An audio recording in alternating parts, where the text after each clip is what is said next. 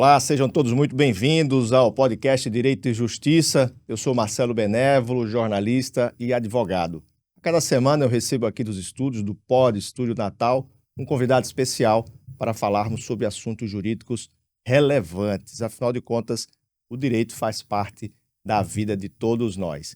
E eu quero contar não só com a sua audiência, mas também com a sua participação nos nossos canais do YouTube e do Spotify. A cada semana, um novo episódio vai estar disponível sempre às sextas-feiras. Assista, compartilhe, curta e também faça sugestões de temas para a gente trazer aqui um convidado no Direito e Justiça. E no programa de hoje eu converso com a minha colega, a doutora Carla Coutinho. Vamos falar de um assunto que sempre envolve muita polêmica, às vezes envolve situações de cunho pessoal, religioso, que é o uso da cannabis para fins medicinais terapêuticos. Muito obrigado pela presença, doutora, seja sempre muito bem-vinda. Eu que agradeço o convite, Marcelo, fico muito honrada de estar aqui, principalmente para falar sobre esse tema que, assim, acelera meu coração, aquece. Pois é, doutora, infelizmente ainda há muito preconceito, né? Às vezes, em épocas de eleição, essas pautas, digamos, as chamadas, como a imprensa cunha, né? Pautas de costume, vêm à tona, Sim. sempre um candidato um pouco mais tradicional, de que não admite esse tipo, isso é coisa de maconheiro, né, de drogado, e a pauta no entendimento de que vem também para o bem, vem também para a saúde das pessoas. Eu queria que a senhora pudesse dar um panorama do que exatamente é o uso da cannabis para fins terapêuticos. Nossa, tem muita história para contar sobre esse uso terapêutico, tá, Marcelo? Mas eu vou resumir aqui. Eu acho que é importante começar essa história dizendo que nós temos um relacionamento com essa planta há milhares de anos, né? Para você ter uma ideia, a ciência demonstra, né, que foi primeiro vegetal, a primeira planta que o homem domesticou. Porque antes de domesticarmos os animais, nós passamos por um processo de domesticação na agricultura, nas plantas, para tornar algumas sementes, alguns frutos, integrar a alimentação do ser humano. E o trigo não nasceu trigo como a gente conhece hoje, ele foi domesticado, ele era um trigo selvagem. A cannabis também. E a cannabis, por acaso, foi a primeira planta em que o ser humano passou a ter esse relacionamento. Esse relacionamento tanto foi para fins terapêuticos, como também para fins religiosos. Muito recentemente, Marcelo, é que surgiu a história da proibição da planta.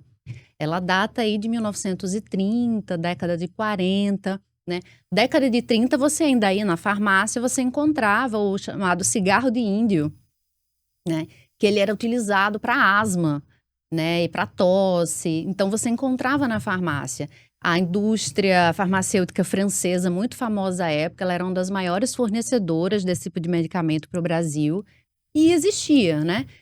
Mas aí, na década de 40 ali, vem aquela guerra às drogas, né? Que foi um movimento político, econômico, que foi liderado pelos Estados Unidos de combater as drogas. A gente sabe que tem um fundo aí é onde o grande debate, né?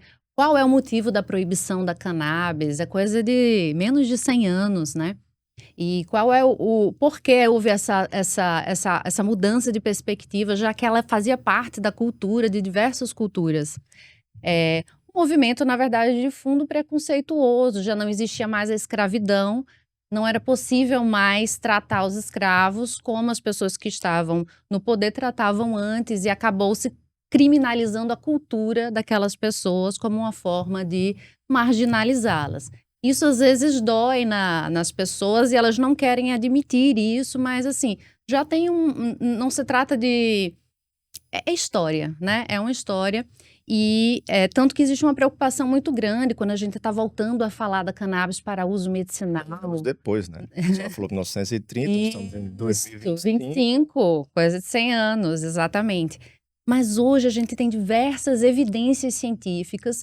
A cannabis ela retoma para o seio social agora sobre uma nova forma, que é com a ciência, né? A gente consegue demonstrar que aquele uso intuitivo do ser humano lá no passado, sem nenhum tipo de método de ciência envolvida, hoje a gente tem comprovado o quanto essa planta é benéfica para o ser humano e não só para os mamíferos.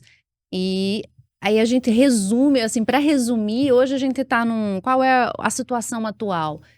Você tem um acervo científico já muito robusto que prova o quanto essa planta é medicinal. Alguns países estão mais à frente nessa aplicação e nesse serviço de saúde através do tratamento com cannabis. E no Brasil a gente está tendo alguns avanços aí. A gente tem um histórico de 10 anos de direito e cannabis no Brasil, né? Mas hoje já é possível fazer um tratamento de saúde com cannabis, apesar de existir todo esse histórico de preconceito. A senhora fala sempre no seu Instagram, nas suas redes sociais, do direito canábico, né? É, a, a nível de Brasil, qual é a situação jurídica, legal? O que é que nós temos de legislação que permite ou proíbe o uso dessa planta para essa finalidade de tratamentos? Perfeito, até agradeço a sua pergunta, Marcelo, porque é muito importante que mais pessoas saibam disso. A cannabis no Brasil, para fins terapêuticos, ela já é permitida e já existe regulamentação se a cannabis que vai ser utilizada vai ser aquela rica em CBD, que é uma substância, o canabidiol, né? Talvez uma palavra que não seja acessível a todos, mas essa cannabis que tem essa particularidade, que tem essa substância, ela já é regulamentada no Brasil. Não é a regulamentação, talvez, que esperávamos, não é a regulamentação ideal, mas é uma regulação que já existe e possibilita que as pessoas no Brasil tenham acesso a esse tipo de medicamento. O que é que ainda não está regulamentado? Não está regulamentado no Brasil o cultivo da planta. E até que esse cultivo seja regulamentado, o custo desse medicamento, ele é mais alto, né? Você tem que fazer uma produção fora do Brasil, importar esse insumo pré-elaborado, terminar o processo em laboratório de formulação desse medicamento para ele ficar disponível para a sociedade. Isso torna esse medicamento mais caro. E então a gente precisa regulamentar o cultivo para a gente tornar esse medicamento mais acessível, sem sombra de dúvidas. Mas a regulamentação, eu quero fazer tratamento de saúde com cannabis. Isso é possível e já existe regulamentação para Pois isso. é, o cidadão, o pessoal que está em casa aí nos assistindo, que determinadas indicações são feitas para a cannabis? Como é que o paciente chega até a cannabis? Ele vai normalmente no seu médico? Existem já médicos se especializando nessa área? Como é que funciona na prática o acesso do Perfeito. paciente a esse tipo de tratamento? É uma pergunta muito comum, né? Até porque se questiona. Eu recebo muito a pergunta, Carla, mas qual é o médico que prescreve, né? E existe, assim como existe um questionamento sobre direito canábico, existe mesmo esse direito canábico, existe um questionamento dentro da medicina se existiria uma medicina, um médico especialista em cannabis, porque imagina, você não tem médico especialista em dipirona, você não tem médico especialista em Rivotril, você não tem médico especialista em substâncias, você tem médicos especialistas Neurologista, cardiologista, o clínico geral. Isso, em funções do corpo, né? O sistema cardiovascular, o sistema digestivo. Mas o que é que se descobriu desde a década de 80, e isso foi assim um marco para revolucionar a ciência dentro da cannabis, no contexto da cannabis, é que nós temos dentro do nosso corpo um sistema, assim como temos o sistema digestivo, o sistema, a pele, né? Nós temos o sistema endocannabinoide. Ele é uma descoberta recente, mas não tão recente assim. E esse sistema, ele é responsável por regular todas as funções do nosso corpo de forma equilibrada. Ele torna o nosso corpo coerente com o ambiente, equilibrado em relação a esses fatores externos. E aí sim existem médicos hoje que são especialistas em endocannabinologia, né? No sistema endocannabinoide. E são os mais indicados. Mas todo médico, Marcelo, todo médico, até pela lei médica, que é uma lei federal, todos os médicos podem prescrever cannabis. E também há um receio, né, nessa prescrição por parte de alguns médicos, e eu sempre assim sou porta-voz de passar essa segurança para eles, afinal não existe tratamento de saúde de cannabis sem os médicos, sem a prescrição médica. É realmente o primeiro passo né? Quando alguém me busca, interessado, eu já vou encaminhar, Um ó, você profissional de saúde, precisa. no caso. Isso. O médico, o odontólogo e o médico veterinário são os que têm, sem sombra de dúvidas, a possibilidade de prescrever. Existem questionamentos a respeito do biomédico, do farmacêutico, mas é questionável e, na realidade, eles ainda uma zona cinzenta a esse respeito. O que é certeza é o médico dentista E o médico e o veterinário. médico veterinário. Então, eles podem sim prescrever, e esse é o primeiro passo, buscar esse profissional de saúde. As associações, de uma forma geral, costumam prestar esse apoio nas comunidades, né, de conectar esses pacientes aos médicos, auxiliar na aquisição desse medicamento, né? E esse é, assim, o primeiro passo. Não é todo mundo, infelizmente, não é todo médico que ainda aceita o tratamento com cannabis. O que eu tenho visto muito e cada vez mais são pacientes que levam essa demanda para os médicos, aqueles médicos que estão se esquivando mesmo de estudar, não tenho interesse nisso, vou continuar com a minha medicina tradicional, é um direito dele também. Mas o que é que tem acontecido com esses profissionais de saúde? Os próprios pacientes têm questionado sobre, mas é porque eu vi um vídeo, eu vi um médico falando, queria saber mais sobre, eu vi que tem menos efeitos colaterais, eu me sinto assim com esse medicamento, será que se eu tentasse a cannabis? E esses médicos, eles estão sendo assim convocados pela experiência clínica deles, de estudar o assunto e procurar resultados diferentes através desse tratamento com a cannabis, o que tem sido fantástico. A gente também tem recebido muitos médicos na associação que eu faço parte para orientar, para interessados em conhecer, né, como prescrever. A senhora fala do acesso à medicação. Como é o acesso à medicação? A gente está disponível na farmácia comum, nas grandes redes, ou é através de farmácias de manipulação, onde aquela medicação é feita especificamente para aquele paciente com determinada dosagem? Como é que funciona isso na prática aí, para quem é usuário? Hoje, existem 3 formas de você ter acesso ao tratamento com cannabis. Primeira forma é o medicamento comprado em farmácia. Essa forma, infelizmente, é a forma mais cara. O que incide nesse processo de elaboração desse medicamento para estar na farmácia, atendendo todos os requisitos da Anvisa, ele é o mais caro. A outra forma é você pleitear o fornecimento desse medicamento pelo plano de saúde, né? Existem demandas, todas que são ajuizadas, se tiver a documentação correta, conforme o entendimento do STJ, a tendência é que ela seja deferida, né? Aquela pretensão. Então, pode ser fornecimento via plano de saúde ou fornecimento via SUS. É a terceira possibilidade de acesso. Fornecimento via SUS. Eu não quero, eu quero mesmo, eu tenho condições de comprar.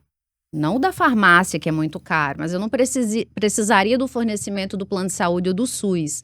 Existe a possibilidade de fazer a compra via importação, né? Existem empresas no Brasil que fazem essa intermediação. Existe uma resolução da Anvisa que regulamenta esse trâmite, né, esse processo de importação, e é possível sim fazer a importação. Essa importação, ela é um pouco mais em conta do que o medicamento em farmácia, infelizmente, porque no fim das contas você acaba impulsionando a economia de outro país, de outra empresa, e não a da empresa brasileira que está tentando vender na farmácia. Até essa dificuldade existe. E existe também, Marcelo, o acesso através das associações, que aí, sem sombra de dúvida, é o melhor custo-benefício, e você tem acesso a uma planta muito mais rica em substâncias, em canabinoides, porque ela não passou por várias filtros que o laboratório faz, e a medicina tem demonstrado que essa planta mais viva, mais pura, ela é muito mais benéfica para a nossa saúde do que aquela substância feita em laboratório, isolada muitas vezes. A gente sabe, mas a gente faz. Não podemos nos automedicar. Sim. Como funciona a prescrição em relação a essa medicação? Eu posso hoje ir à farmácia e comprar alguma medicação à base de canabidiol, como a gente compra, a senhora falou que é dipirona, me dê aqui, sem receita alguma, ou ela é exigido uma prescrição, receita, aquela Isso. retida, como farmacêutico fala, olha, tem que deixar a receita, se não tiver receita, não compra. Exatamente. Como o canabidiol, o CBD, o THC são substâncias controladas, né? Existe uma regulamentação da Anvisa que disciplina como é a venda desses produtos. E sim, a prescrição médica é com uma receita de controle especial, fica uma via na farmácia e uma é entregue ao paciente que está comprando. Mas sim, precisa, não é como comprar Remédio para dor um de cabeça. paracetamol. Não, não. É diferente. Há todo um controle já, que já é decorrente dessa regulamentação da Anvisa. E tem também a possibilidade, Marcelo, você tocou no ponto, a gente não pode se medicar, mas é possível sim produzir o seu próprio medicamento fazendo um autocultivo. É uma experiência terapêutica que tem tido resultados excelentes. Os médicos que acompanham pacientes que fazem o autocultivo da planta, o fato de você estar cuidando de algo que vai cuidar de você depois, isso também a ciência já demonstra, né? Essa relação do homem com a agricultura, ela é muito benéfica e é a forma mais barata mesmo de você produzir esse medicamento. Ah, você vai fazer um medicamento em casa? Sim, né? Ele, claro, não vai ter o rigor de um medicamento feito em laboratório, mas o acompanhamento dos médicos tem demonstrado que esses pacientes estão bem.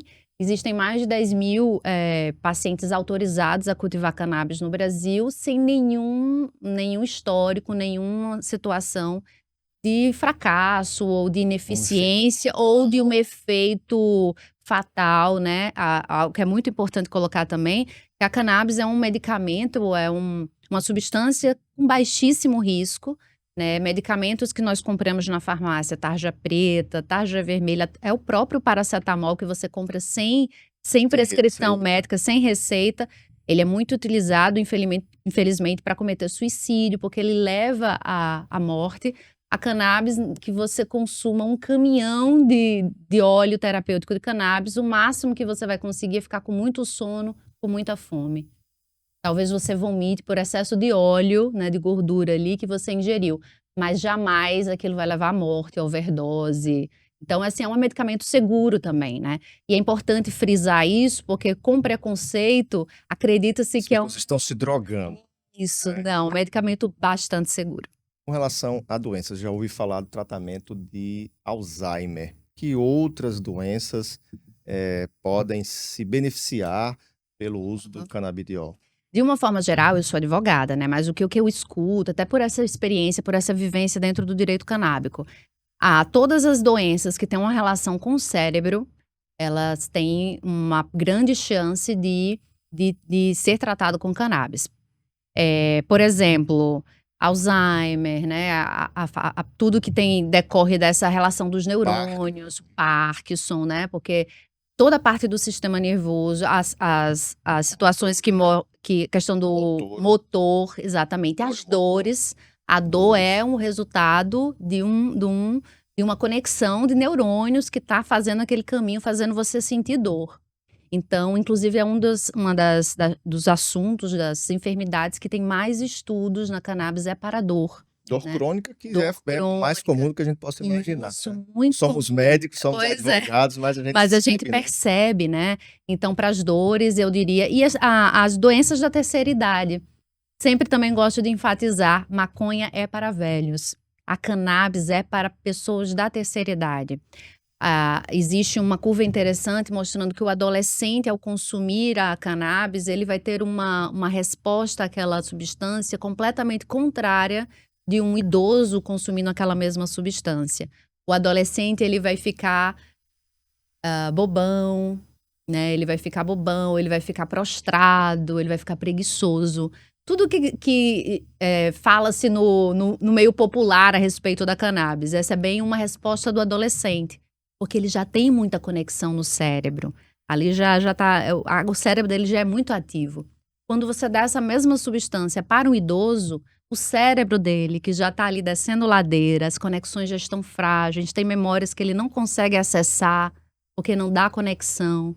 Ele está com dificuldade de lembrar de coisas ali do dia a dia. Essa pessoa, quando ela consome a cannabis, ele fica mais esperto, ele fica mais ativo, ele fica mais bem-humorado, disposto. Então, é uma situação contrária, porque ali a substância da planta serve como fosse um suplemento né? Para aquele Dá um sério, um vigor. Então, é muito importante, assim, levar essa palavra. Eu digo muito, o meu trabalho como advogada é também um trabalho de disseminar conhecimento. E eu acho isso fantástico, fico muito feliz de momentos como esse, justamente por isso. Pois é, eu conversei com a doutora Carla Coutinho no programa desta sexta-feira. Doutora, obrigado, seja sempre muito bem-vinda. Muito obrigada, Marcelo, muito obrigada.